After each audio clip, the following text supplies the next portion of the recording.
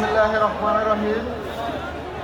আজকে বাংলাদেশ জামায়াতে ইসলামী রংপুর মহানগর কেন্দ্রীয় অনুষ্ঠানে আজকে কথা বলার জন্য সুযোগ করে দেওয়ার জন্য আমি ধন্যবাদ জানাই।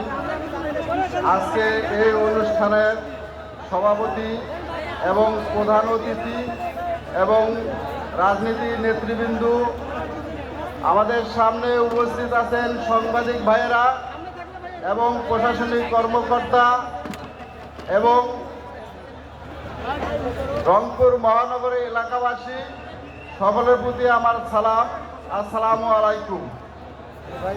আজকে আমি এই সমাবেশে উপস্থিত হয়েছি, আপনারা সকলেই জানেন যে 16ই জুলাই বেগম রোকেয়া বিশ্ববিদ্যালয়ের সামনে আমার ভাই শহীদ আবু সাঈদ যেভাবে বুক পেতে দিয়ে পুলিশের গুলিতে নির্মমভাবে হত্যা হয়েছে, সেই হত্যার বিচার এখনো আমি পাই নাই।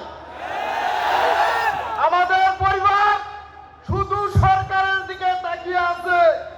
আমার ভাই আবু সাঈদ কখন এই হত্যার বিচার আমরা পাবো? দীর্ঘ 1 বছর পেরিয়ে গেল, আমরা শুধু আনুষ্ঠানিক একটা ঘোষণা পেয়েছি যে 4 জন তারা কারাগারে এবং 26 জনের গ্রেপ্তারি পরোয়ানা জারি। শুধু গ্রেপ্তারি পরোয়ানা জারি করলে হবে না, তারা দেশ এবং দেশের বাইরে থাকলে তাদেরকে বাংলাদেশে এনে জুলাই গণঅভ্যুত্থানের মঞ্চ সাজিয়ে মঞ্চে তাদের ফাঁসির দড়িতে ঝুলিয়ে তাদের বিচার করতে হবে। আমি উদাত্ত আহ্বান জানাই, আমাদের বাংলাদেশে এই জুলাই গণঅভ্যুত্থানের হাজার হাজার মা ও বোন তারা জীবন দিয়েছে একটা কারণে, সেটা স্বৈরাচার সরকারের পতন। যে স্বৈরাচার সরকারের পতনের জন্য আমাদের ভাই ও বোনেরা যে জীবন দিল, তাদের বিচার হওয়ার দরকার আছে কি নাই? আমরা চাই আমাদের শহীদের বিচার এবং আহত যারা আছে তাদের খোঁজ খবর নেওয়া।